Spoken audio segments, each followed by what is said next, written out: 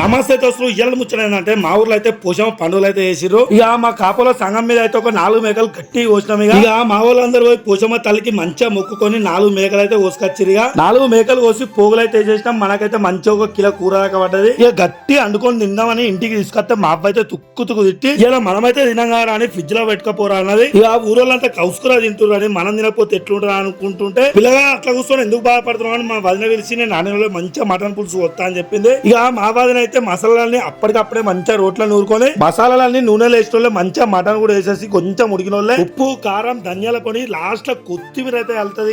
ఆ మటన్ వాసన అయితే ఒక 10 మంది ఇళ్ళకి పోతుంది. అంత సూపర్ ఉంటది. మంచిగా కూరైన వాళ్ళే మటన్ పులుసు పోసుకొని ఒక నిమ్మకాయ విండుకొని తింటే దిమాగ్ పాగలైపోతుంది. మన వీడియో నచ్చినట్లయితే సబ్స్క్రైబ్ చేయండి, షేర్ చేయండి, లైక్ కూడా చేయండి.